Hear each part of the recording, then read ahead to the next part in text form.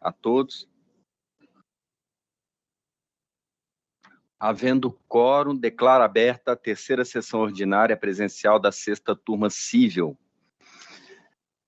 Não houve impugnação, então declaro aprovada a ata da sessão anterior. Hoje é dia 8 de março, cumprimento as mulheres pelo Dia Internacional das Mulheres e peço aos ilustres advogados, se possível, a gente tem adotado uma redução do prazo para a sustentação oral, tem funcionado muito bem. De outro lado, a sexta turma também tem sido mais breve ao proferir os votos, de modo que a sessão seja mais rápida e que todos possam sair um pouco mais cedo, né? Porque todos aqui têm outras atividades, então, se possível, também vou fazer essa pergunta no momento da sustentação oral de cada um. Mas é um procedimento que tem funcionado tanto aqui nessa sexta turma, como em outras turmas de direito privado. Dito isso, eu chamo a julgamento os processos com sustentação oral de relatoria do desembargador Esdras Neves. Inicio pelo número de pauta 34. O quórum é desembargador Esdras Neves, como relator, primeiro vogal, desembargador Alfeu Machado, segundo vogal, Leonardo Bessa. O processo é o 0700345, dígito 35, de 2019. É uma apelação cível e remessa necessária. Apelantes, Distrito Federal, Torre Construtora Incorporadora LTDA, Companhia Imobiliária de Brasília, TerraCap, Instituto do Meio Ambiente e dos Recursos Hídricos do DF e BRAM, apelados os mesmos. Interessado, Ministério Público do Distrito Federal. Há pedido de sustentação oral pela Torre Construtora e Incorporadora, que é a apelante autora, e também pela Distrito Federal e BRAM, que é a doutora Cláudia do Amaral. O doutor Luiz Eduardo está presente? Presente, Excelência. Doutor Luiz, por favor, nesse momento inicial, declina o nome, número do OAB, se dispensa a leitura do relatório e se aceita a redução para 10 minutos do prazo para a sustentação oral. Perfeito, senhor presidente. Luiz Eduardo de Rezende Moraes Oliveira, OAB-DF 61354. Tentarei ser o mais breve possível. O senhor estipula que tempo, mais ou menos? 10 minutos, mas com flexibilidade, né, naturalmente. Dispensa a leitura do relatório? Dispensa. Deixa eu consultar a doutora Cláudia, está presente? Advogada.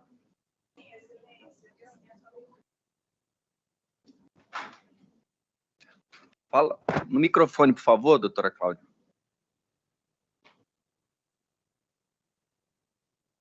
Boa tarde. Sim, Excelência, o DF e o IBRAM dispensam a leitura do relatório. Nome inteiro, por favor. Cláudia do Amaral Furquim, subprocuradora-geral do DF, OAB 13465. Tá, e aceita a redução do tempo? Aceito. Tá bom. Aceito. A sexta turma agradece. Então, passo a palavra por 10 minutos ao doutor Luiz Eduardo para sua sustentação oral.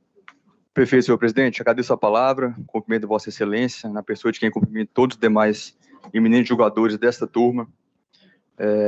Me faz muito feliz estar aqui com a palavra nessa tarde. Excelências, como há o relatório muito bem escrito, tenho certeza, farei um breve histórico da demanda para após passar aos quesitos de apelação. Trata-se de uma ação de desapropriação. A apelante Torre adquiriu um bem imóvel e, subitamente, um decreto, né, desapropriatório expedido em 2012, né, com o objetivo de transformar o imóvel num parque.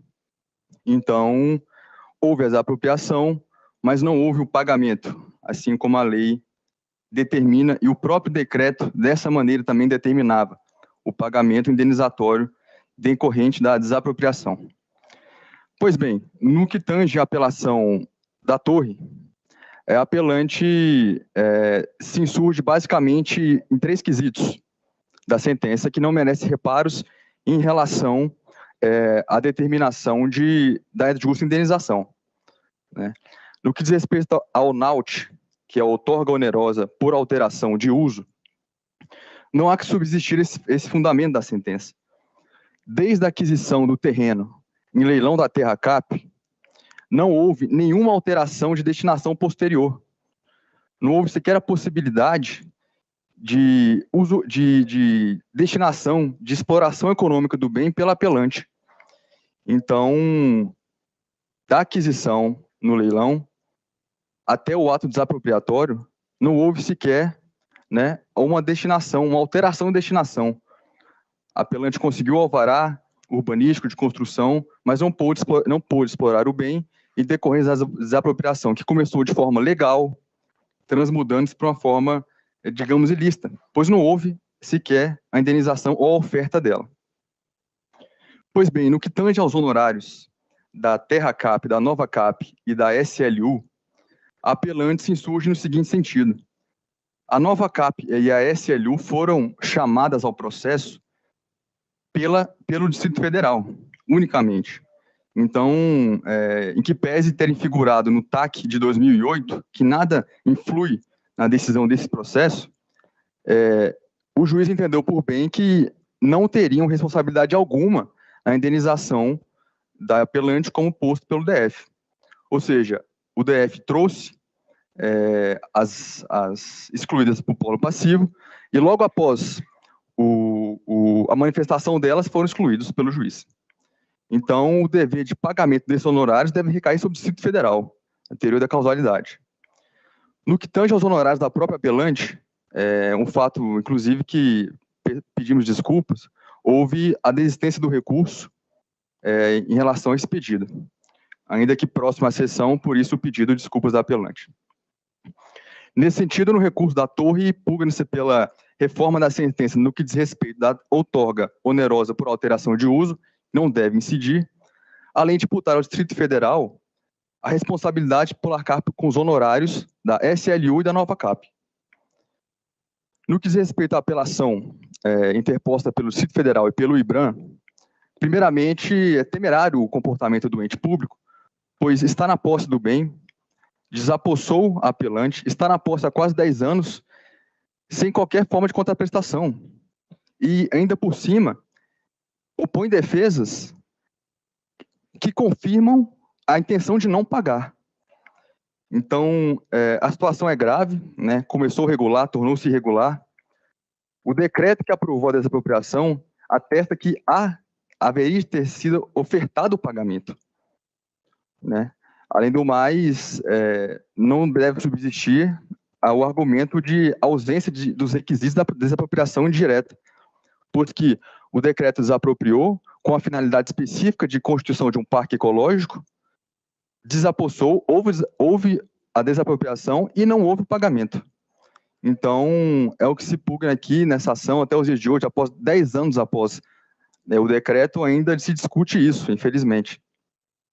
No mais, não houve prescrição, né? O decreto foi editado em 2012, o prazo, com o novo entendimento do STJ, é decenal, né? Além do mais, em 2016, a apelante ajuizou a ação de produção de provas cautelar, o que interrompe o prazo para a ação principal, também o entendimento do STJ. Então, não há prescrição, não há que falar de prescrição aqui. De forma temerária também ao argumento que ainda causa mais estranheza de uso capião, ao passo que no tópico das razões da apelação de prescrição, o Distrito Federal e o IBRAM atestam que não houve o ônibus domini no cercamento, aduzem até que poderia ser devolvido o bem, e no tópico seguinte, dizem que houve uso capião, que houve o ônibus domini no cercamento, e, sim, consubstanciam um argumento totalmente contraditório dentro da própria apelação. Então, não houve nunca uma posse justa, pacífica, muito menos não contestada pelo Distrito Federal, razão pela qual demonstra, em que pese os marcos interruptivos da prescrição, que não cabe se falar aqui em uso capião. A falta de interesse processual, portanto, também não deve ser levada adiante, pois a apelante experimenta prejuízos graves e sérios, há 10 anos não pode usufruir do imóvel. E, pasmem, nesse meio tempo, o Distrito Federal ingressou com 5 execuções fiscais, cobrando IPTU desse período que a apelante não possui a posse do imóvel. Então, a situação realmente não é das mais simples. Por fim, não há questão ambiental, né? O laudo pericial, tanto da parte apelante quanto da Terracap, atesta que não devem ser consideradas questões ambientais na fixação do montante indenizatório. Então, pelas razões recursais da apelante e refutando, né, todas as razões recursais das apeladas, pugna-se aqui pelo reconhecimento, pelo conhecimento, pela procedência dos pedidos e pela improcedência dos pedidos das apeladas. Tentei ser breve, senhor presidente, obrigado pela palavra. Nós que agradecemos. Convido a doutora Cláudia do Amaral Furquim para realizar a sua sustentação oral. Tem a palavra, doutora. Boa tarde a todos de novo. Distrito Federal e o Instituto do Meio Ambiente e dos Recursos Hídricos do Distrito Federal cumprimentam o excelentíssimo senhor desembargador presidente, o excelentíssimo senhor desembargador relatora, colega da turma, o representante do Ministério Público e os colegas advogados. Distrito Federal e o IBRAM destacam 5 aspectos muito importantes para a definição do julgamento dessa demanda. O primeiro deles é que não há como responsabilizá-los pela eventual desapropriação, se é que houve, porque a Companhia Imobiliária de Brasília, que é uma empresa pública, foi constituída para a execução das atividades imobiliárias no Distrito Federal. Tanto é assim que vendeu o terreno litigioso e incorporou o preço ao seu patrimônio. Está provado nos autos que as disposições do decreto 33.580 de 12 não foram aperfeiçoadas pela Terracap, que não adotou qualquer medida de desapropriação, tal como defendido na sua própria contestação, sendo evidente a caducidade do decreto, na forma do artigo 3º da Lei 4132 de 62.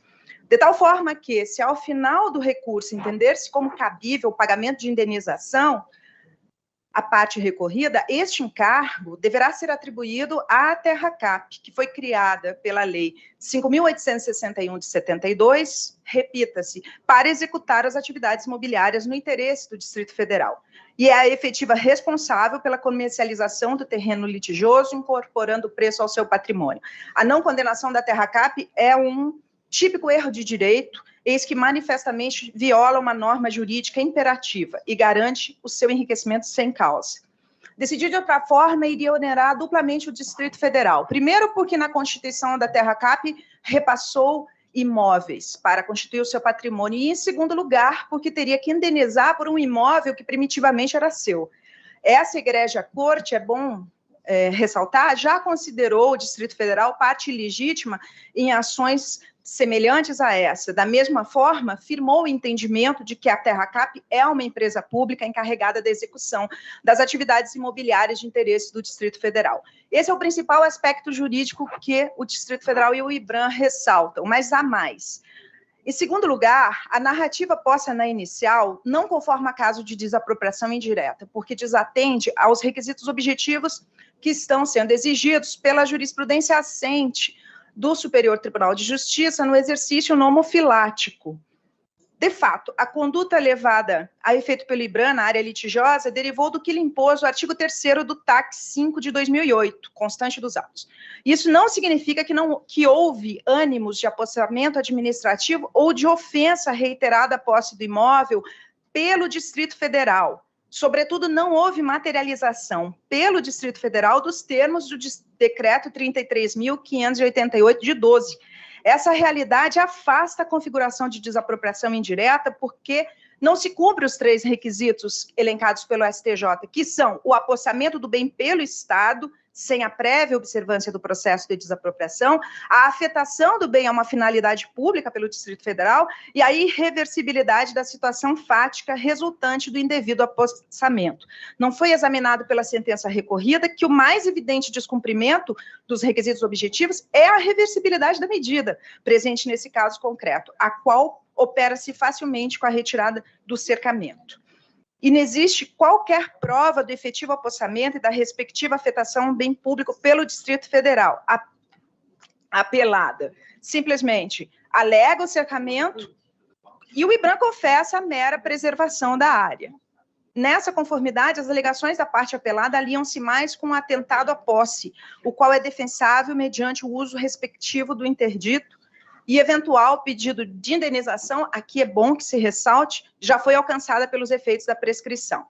É fato, a sentença deixou de reconhecer que, como se verifica das provas constantes nos autos, os atos contra os quais se volta a recorrida foram praticados em 2008. E tendo sido essa ação indenizatória proposta somente em janeiro de 2019, fica configurada nos autos a prescrição de acordo com a literalidade do artigo 1º do decreto 20.910 de 32, que estabelece 5 anos como sendo o prazo prescricional para proposituras contra a fazenda pública.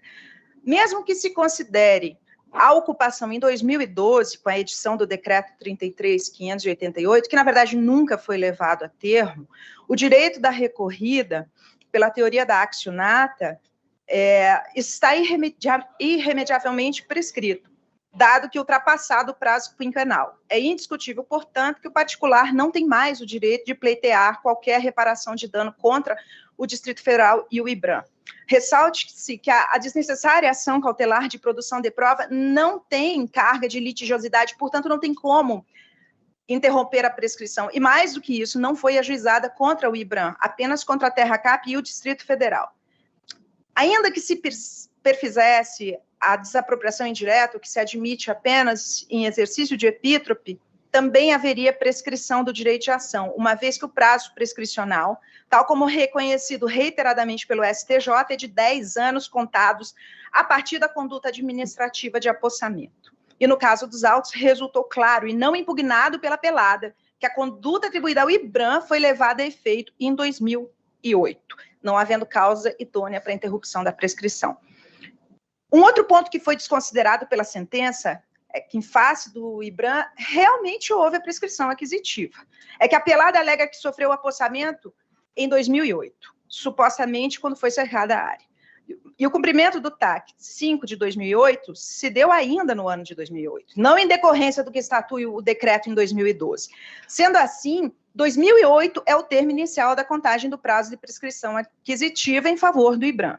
E o acervo probatório certifica que a atuação do IBRAM na área litigiosa tem servido para a sua proteção, manutenção e fiscalização. E isso cumpre o requisito estabelecido pelo parágrafo único do artigo 1238 do Código Civil, quanto à realização de obras, serviços, atribuindo-se uma evidente destinação pública, tal como decidido em diversos julgados pela Corte Mamofilática, pelo STJ. Nessa conformidade, então, indiscutível, a aquisição da área litigiosa pelo IBRAM, o que foi matéria de defesa. Mesmo que assim não ocorresse, também não há um direito da apelada a receber indenização, porque adquiriu o imóvel após a imposição das condicionantes ambientais, após o cumprimento do TAC, o que desconsiderou a sentença apelada. Esse ponto é muito importante. A sentença não examinou a cópia da matrícula do imóvel litigioso, na qual consta que a apelada adquiriu a propriedade em 15 de outubro de 2010. Mas os autos provam, e a própria apelada confessa, que o imóvel havia sido cercado em 2008 pelo IBRAM, devido às prescrições do TAC número 5, e em prestígio aos atributos ambientais nele incidentes, os quais geraram evidentes limitações administrativas. Logo, quando comprou o terreno, a apelada assumiu todos os gravames.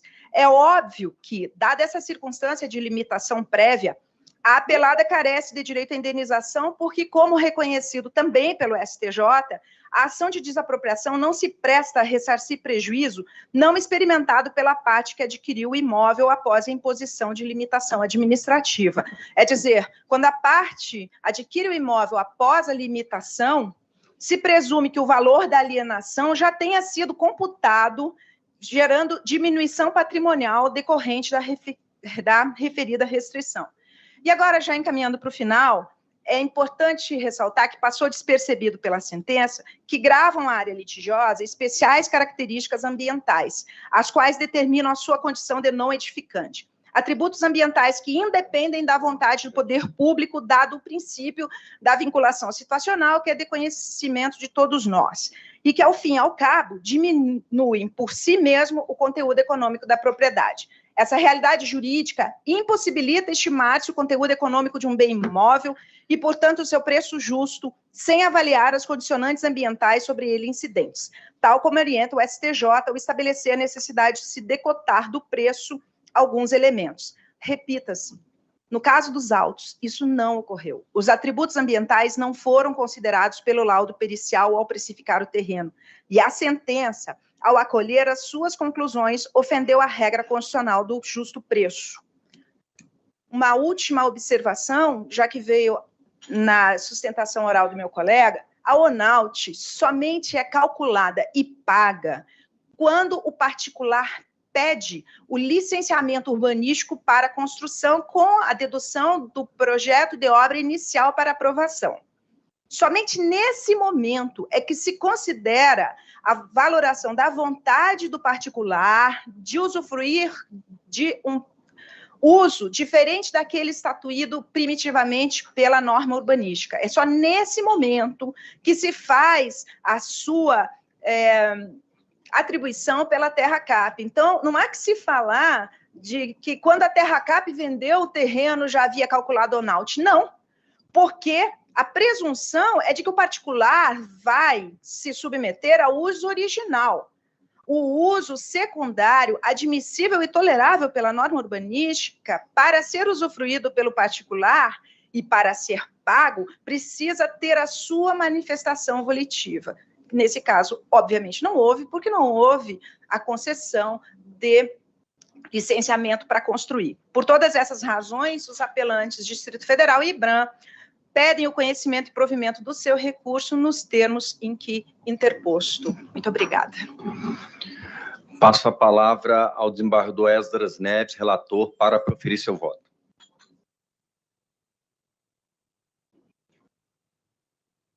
Eu cumprimento, senhor presidente, os ilustres advogados, pela sua fala, cumprimento a ilustre advogada subprocuradora do Distrito Federal pelo Dia das Mulheres Internacional. Eu, infelizmente, não tenho nenhuma possibilidade de ler as 30 páginas do voto, que estão aqui longas, extensas, e as questões colocadas da tribuna mostram efetivamente que era o mínimo que podíamos fazer, era exatamente de expender aqui considerações sobre cada um desses pontos, e cada um deles está tratado no voto.